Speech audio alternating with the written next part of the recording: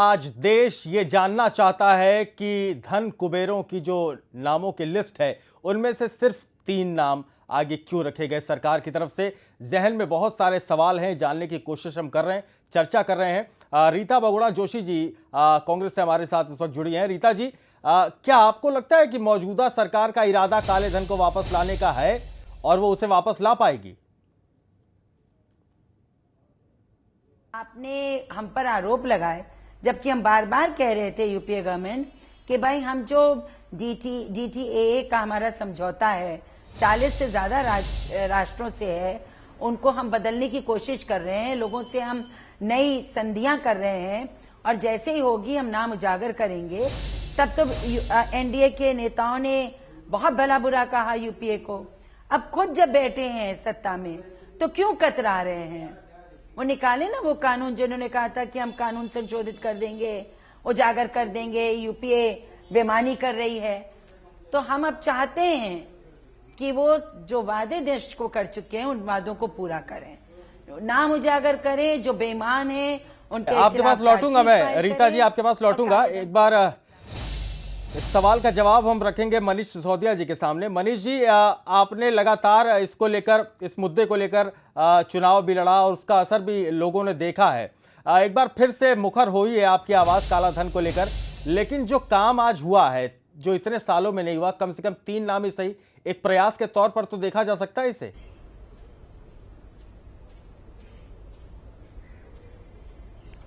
Sir जी, ये तो supreme court ने फटकार लगाई है, उसके बाद सुप्रीम कोर्ट के कहने के बाद दिए इन्होंने 3 नाम, नहीं तो उसको भी नहीं देने वाले थे। ये तो साफ मना कर चुके थे। अरुण जेटली 2 दिन पहले कह चुके थे हम कोई नाम नहीं बताने वाले हैं। और जिसकी बात ये बार बार ट्रीटी की कर रहे हैं, खुद सुप्रीम कोर्ट की ऑब्जर्वेशन है कि वर्बेटिम मैं बता रहा हूं, हमने पूरी ट्रीटी पढ़ी है, इसमें कहीं भी इसमें नहीं लिखा हुआ है कि ये नाम डिस्क्लोज नहीं किए जाएंगे। साथ साथ सुप्रीम कोर्ट ने यह भी कहा कि सरकार की ओर से एक भी चिट्ठी ऐसी नहीं प्रस्तुत की गई है जिसमें यह लिखा हो, जर्मनी सरकार के साथ में उसका समझौता हुआ हो जिसमें कहा गया हो कि हम ऐसे नाम को डिस्क्लोज नहीं करेंगे। ये अपने हिसाब से इसकी इंटरप्रिटेशन कर रहे हैं। सुप्रीम कोर्ट ने कहा कि ऐसा नहीं है और उसके ऑर्डर्स में साफ साफ लिखा हुआ है, लेकिन ये अपने हिसाब से इंटरप्रिटेशन करके तो मंशा क्या समझ में आ रही है आपको? कांग्रेस और बीजेपी दोनों का मनीष जी, मंशा क्या समझ में आ रही है? आखिर किस वजह से नाम आगे नहीं कर रहे? यूटर्न ले लिया और देश को धोखा देना शुरू कर दिया।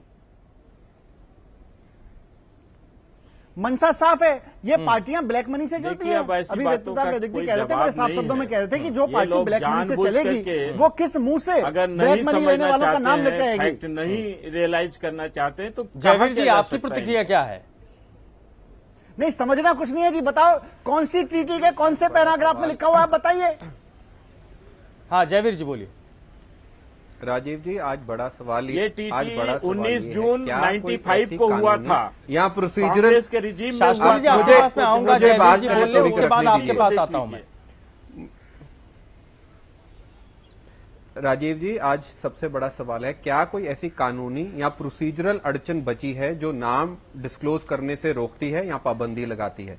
काले धन के सिर्फ 2 पहलू हैं। पहला आइडेंटिफिकेशन, दूसरा आप माध्यम दूसरे देशों से बना लीजिए, अग्रीमेंट्स कर लीजिए जिसके जरिए आपके नाम काला धन भी आइडेंटिफाई हो जाए और उनके नाम भी हो जाए।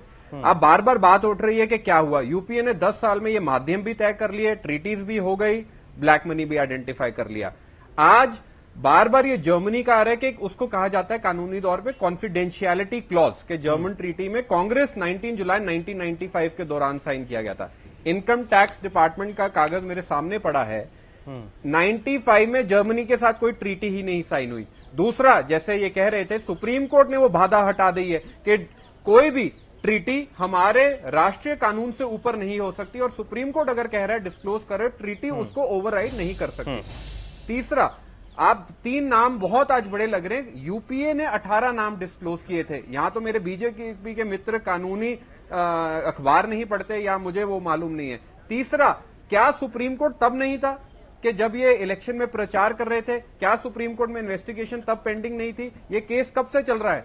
ठीक है, आज ये सुप्रीम कोर्ट की दुहाई दे रहे हैं। उसी आपका जवाब मैं लेता हूं विजय सोनकर शास्त्री जी से। जयवीर जी, आपका मैं जवाब देता हूं। कानूनी अड़चन है विजय सोनकर शास्त्री जी, जयवीर जी ये कह रहे हैं कि यूपीए के समय में ही ये सारी योजनाओं की शुरुआत हुई। आप सिर्फ, यानी एनडीए सिर्फ यूपीए के जो प्रयास हैं उनको आगे लेकर जाने की कोशिश कर रही है और जबरदस्ती क्रेडिट ले रही है। नहीं क्रेडिट नहीं, मैं देखिए कह रहा हूं, राजीव आगे जी, लेके एक जाएं। बहुत मजेदार ये बात कोशिश मैं ही आपको नहीं कर रहे बताना हमारे चाहता हूं इस यत्नों पे काम संदर्भ करने में। की। मैं नहीं, हम पूरी कोशिश कर रहे हैं और हम लोग 3 नाम ले आए हैं, ऐसे 300 और 3000 नाम भी आएंगे, चिंता मत कीजिए। मैं ये बतलाना चाहता हूं, जिसके बारे में ये लोग कह रहे हैं कि हमारे सरकार में, यूपीए सरकार में 18 नाम दिए गए थे। पूर्व वित्त मंत्री पी चिदम्बरम जी से पूछा गया कि वो किसके किसके नाम थे, तो उनको नाम भी याद नहीं है। अंदाज कीजिए कि कितने गंभीर रहे होंगे मैं वो बता इस मामले उर्वशी में। फाउंडेशन, राज हकीकत फाउंडेशन, ये है वो कि लिस्ट यह एक आप बता रहे हैं ना, लेकिन आपके पूर्व गृह मंत्री पी चिदम्बरम जी, एक भी नाम उनको याद नहीं है। हम नहीं समझते कि कम से कम उनकी याददाश्त सर, ये इतनी कानून कमजोर के रही रिकॉर्ड होगी पे कि एक है। सरसरी कोई भूल नजर भी जाए, डाले कोई याद होते, रखे, तो नाम उनको नाम ही पता रहते हैं वो। होता, या वो बताना नहीं चाहते हैं। देखिए सर ये आज तो नाम हम रिकॉर्ड लोग पे हैं, सिर्फ, इस पे हम नहीं उनको, बता आप रहे हैं शासन देश में को आप अपना 3 नाम रिकॉर्ड जी, आए कहिए हैं मनीष और जी, आप तमाम कुछ कहना नाम चाह रहे हैं। आएंगे। देखिए 18 नाम आप लेके जब कोई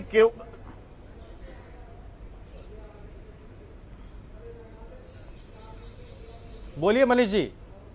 18 नाम लेके ये अपनी पीठ थपथपा रहे हैं, 3 नाम लेके अपनी ये पीठ थपथपा रहे हैं, लेकिन 18 नाम लेके ये अपनी पीठ थपथपा रहे हैं, 3 नाम लेके वो लोग अपनी पीठ थपथपा रहे हैं, लेकिन नाम तो 800 नहीं, हैं। ये 3 बाकी नाम लोगों में के नाम पीठ क्यों नहीं लिए थपथपाने जा की रहे बात हैं? नहीं है, वो ये लोग प्रोसेस वही शुरू लोग हैं हुआ जो है। पॉलिटिकल पार्टीज को फंडिंग और कर ये रहे जो हैं। प्रोसेस शुरू हुआ है, ये प्रधानमंत्री जी अंत जाके कितने उसके पर होगा, अस्पताल का इसको आप उद्घाटन करते हैं, देखिएगा, उनका देश नाम है उस देखेगा। लिस्ट में। उसका नाम कैसे ले देंगे प्रधानमंत्री जी? अगर उनका भी नाम ये होगा तो किस्तों वो में भी क्यों नाम बांट रहे आएगा। हैं? अभी सीधे तो सीधे 3 ही बताइए नाम ना, आया 800 है नाम, जनाब। 800 नाम तो आपकी लिस्ट में शामिल अभी है। 3 नाम आए हैं, कितने नाम आएंगे इसका अभी आपको अंदाज नहीं है। 3 नाम नहीं आया है, उसमें झूठ मत अच्छे-अच्छे बोलिए, लोगों के देश को नाम आएंगे। बहकाइए मत। 800 नाम है उसमें सरकार मैं के तो पास। दावे के साथ कह सकता हूं कि मेरी पार्टी का एक भी नाम नहीं होगा, लेकिन क्योंकि हमारी पार्टी के लोगों ने तो परसों ही शपथ अरुण जेटली पत्र जी ने दाखिल कहा है, किया था। 136 नाम करिए ना, रेडी है डिस्क्लोज जब करने के 3 लिए। डिस्क्लोज कर बताया सकते था हैं तो 800 कि क्यों नहीं कर हमारे पास सकते? कोई नहीं है। होगा, वो भी होगा। क्या इनकार किया गया है कि नहीं होगा? राजीव जी, क्या जी, सरकार जयवीर जी, ने बोलिए। कहा कि 3 के आप अलावा आप कोई 136 डिस्क्लोज नाम करिए, नहीं 800 उजागर डिस्क्लोज होगा? करिए, लेकिन राजीव जी, देश को धैर्य तो बरगलाइए रखिए। मत। देश को बरगला के रखा हुआ है। राजीव जी, राजीव जी, बात हाँ, ये बोलिए, नहीं है बोलिए कि जयवीर ये जी। क्या 3 है, बात है इनका जो स्टैंड है। इनका 800 नाम सरकार के पास है, उस पर कोई शक नहीं। अरुण जेटली जी ने 22 अक्टूबर को बयान दिया कि 136 तो हम पक्का ही डिस्क्लोज कर रहे हैं। वो एक 800 से 136 के 3 हो गए। मैं सिर्फ ये कह रहा हूं, सबको फायदा होगा, हमारे अकाउंट में भी 15-15 लाख रुपए आएंगे। आज कोई लीगल या प्रोसीजरल डिफिकल्टी हर्डल है ही नहीं है जो इनको मना करे, रोक सके डिस्क्लोज करने से। तो इनको रोक कौन रहा है? कौन सा कानून, कौन सा न्यायालय, कौन सी किताब, कौन सी ट्रीटी? मैं सिर्फ इतना जानना चाहता हूं, बस। ठीक है, इस सवाल का जवाब मैं लूंगा विजय सोनकर शास्त्री जी से। आपको अगर आप जानना ही नहीं चाहते, शास्त्री जी, समझना ही नहीं वेद चाहते, प्रताप वैदिक देखना जी ही भी नहीं हमारे चाहते, कंसल्टेंट एडिटर है, उनसे इस बार जवाब ले लें, फिर आपके पास आते हैं। वैदिक जी, आपने पूरी चर्चा सुनी। आरोप प्रत्यारोप का दौर, सिर्फ 3 नाम अभी सार्वजनिक हुए हैं, उसको लेकर अब इस तरह के आरोप प्रत्यारोप लग रहे हैं, गंभीर आरोप लग रहे हैं। अगर खुदा न खास्ता 136 नाम जिनका जिक्र किया जा रहा था, अगर वो सामने आते तो हालात किस तरह के हो सकते थे? शायद यही एक दबाव की वजह भी है। देखिए, काले धन के स्वामियों के नाम प्रकट करते वक्त सरकारों को कब्ज हो जाता है, वो अजीर्ण से पीड़ित हो जाती हैं। कभी 2 नाम निकलते हैं, कभी 3 नाम निकलते हैं, कभी 18 नाम निकलते हैं। सरकार को कुछ जुलाब देना चाहिए। पत्रकार लोग जुलाब दें, आंदोलनकारी जुलाब दें, जेठमलानी जी जुलाब दें, हमारा सुप्रीम कोर्ट कोई जुलाब दे कि जोर का जुलाब दिया जाए ताकि सारे नाम एक साथ निकल जाएं बाहर। ये नाम निकलेंगे तो पोल खुलेगी और तब मालूम पड़ेगा कि कोई दल साबुत नहीं है। इस चक्की में सभी पिस रहे हैं। पूरे देश के मूलभूत रूपांतरण की योजना बनानी मैं पड़ेगी। इससे सहमत नहीं होता हूं राजीव जी। कहिए कहिए सोनकर जी। जी, जब तक पूरे काले धन अगर पर सभी देखिए, उसको समाप्त करने की योजना नहीं बनाएंगे, सिर्फ नाम प्रकट करने से कुछ नहीं होगा। और विदेशों में जिन लोगों ने काला धन जमा कर रखा है, वो हमारे नेताओं की तरह इतने आलसी होंगे? हाँ। कि अभी तक अपना काला धन उन्हीं बैंकों में जमा रखा होगा। मनीष जी, अरे आप दो- सहमत दो हैं साल- वेदप्रताप वैदिक जी की दो- इस बात से, इस 2 तर्क से? साल में तो कई जगह उन्होंने उल्टा पलटा कर दिया होगा, तितर बितर कर दिया होगा।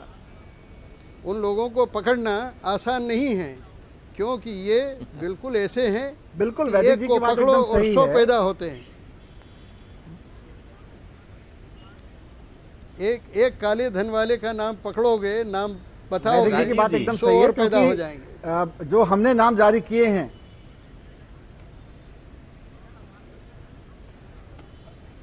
बोलिए मनीष जी। जो हमने नाम जारी किए हैं, आप उसमें देखिए अकाउंट्स में कुछ कुछ पैसा है, लेकिन सवाल ये नहीं कि आज की तारीख में कितना पैसा है। सवाल ये है कि जब से ये अकाउंट खुला है तब से लेके आज हो सकता है $100 हो, लेकिन कल हो सकता है $1 लाख रहे हो। सही सही पिछले 10-15 साल में उन अकाउंट्स में कितना कितना ट्रांजैक्शन हुआ, बिल्कुल, इन बैंक बिल्कुल। अकाउंट होल्डर से पूछा जाना चाहिए कि ये पैसा आया कहां से। सही सही, एकदम सही है ये बात। ठीक है सोनकर जी, आपके पास हम आएंगे, इसका जवाब लेंगे, लेकिन एक रिपोर्ट इस बीच अपने दर्शकों को दिखा दें। विदेशों में जमा काले धन को वापस लाना दरअसल सरकार की बड़ी चुनौती है, क्योंकि नरेंद्र मोदी ने प्रधानमंत्री बनने से पहले चुनावी सभाओं में यह वादा किया था कि उनकी सरकार काला धन वापस ला कर रहेगी। सवाल यह है कि सुप्रीम कोर्ट के बार बार याद दिलाने पर भी सरकार जिस रफ्तार से आगे बढ़ रही है, उस रफ्तार से क्या मोदी अपना वादा पूरा कर पाएंगे? विदेशों में जमा काले धन पर बड़ा खुलासा, केंद्र ने 3 नाम सुप्रीम कोर्ट को सौंपे। केंद्र सरकार ने सोमवार को विदेशी बैंक में जमा काले धन को लेकर बड़ा खुलासा किया। सरकार ने सुप्रीम कोर्ट में एक हलफनामा दायर कर 3 खाता धारकों के नामों का खुलासा किया। इनमें पहला नाम डाबर ग्रुप के प्रदीप बर्मन का है, दूसरा नाम राजकोट के कारोबारी पंकज चमनलाल का है, तीसरा नाम गोवा के खनन कारोबारी राधा टिमलू का है। यूपीए सरकार की नीति थी सत्य को छुपाने की, हमारी सरकार की नीति है सत्य को सामने लाने की, और जो भी काला धन जिसने रखा है उस पर कार्रवाई जरूर होगी। कोर्ट को सौंपे गए तीनों नाम कारोबारियों के हैं। बाकी लोगों के नाम का खुलासा कब होगा? जिन 3 लोगों के नाम आज सुप्रीम कोर्ट को बताए गए, वे किसी राजनीतिक पार्टी से संबंध नहीं रखते। यह अनुमान पहले से भी लगाया जा रहा था कि सरकार किसी राजनेता के नाम का खुलासा अभी नहीं करेगी। हालांकि सुप्रीम कोर्ट इन तीनों नामों से संतुष्ट नहीं होगा और सरकार को और भी नामों के खुलासे करने होंगे। लिस्ट हमें 2 सरकारों से मिली है, एक फ्रांस और दूसरा जर्मनी, और दोनों ने रिश्वत देकर कर्मचारियों को बैंक के कर्मचारियों से लिस्ट ली है। इसीलिए ये कोई सरकार का सवाल नहीं है। दूसरा है कि इन दोनों देशों ने अपने आप स्वयं ये लिस्ट भारत सरकार को भेजा, तो इसीलिए कोई ऐसी कानून हो नहीं सकती हमें रोकने के लिए। अब सरकार की मंशा क्या है और क्यों कर रहे हैं मैं नहीं जानता, हमसे तो नहीं कहा गया है, लेकिन मैं समझता हूं कि अनिवार्य है कि सारे लिस्ट को एक साथ रिलीज करना चाहिए। सरकार को फ्रांस और जर्मनी से मिली है लिस्ट, सारे नाम बताने से बच क्यों रही है सरकार? सरकार ने जिन 3 नामों का खुलासा सुप्रीम कोर्ट को सौंपे गए हलफनामे में किया है, वो तो फ्रांस और जर्मनी की सरकार ने भारत सरकार को बिना किसी करार के सौंपे हैं। और इन नामों का खुलासा करने या नहीं करने की कोई शर्त भी नहीं रखी गई है। फिर सारे नाम एक साथ बताने में सरकार को दिक्कत कहां आ रही है? सरकार को तो सारे नाम देने थे, एफिडेविट में उनको जिनके भी सूचनाएं सरकार के पास है सबका नाम एक साथ करना था। ये टुकड़ों में बांट करके सरकार क्या बताना चाहती है? सरकार धन को काला धन कैसे साबित करेगी? जिनके नाम आए हैं उनका गुनाह क्या है? सरकार ने काले धन पर सुप्रीम कोर्ट में सौंपे गए हलफनामे में पहले 3 नामों का जो खुलासा किया है, क्या उन तीनों के खिलाफ सरकार के पास ये सबूत हैं कि इन्होंने जो धन विदेशी बैंकों में जमा किया है वो काला धन ही है, या फिर सरकार ने बिना ये जांच किए ही लिस्ट में से 3 नाम निकाल लिए और सुप्रीम कोर्ट को सौंप दिए हैं? क्योंकि डाबर ग्रुप के प्रमुख का कहना है कि उन्होंने तो विदेशी बैंक में अकाउंट तब खोला था जब वो NRI थे। Bureau report, news express.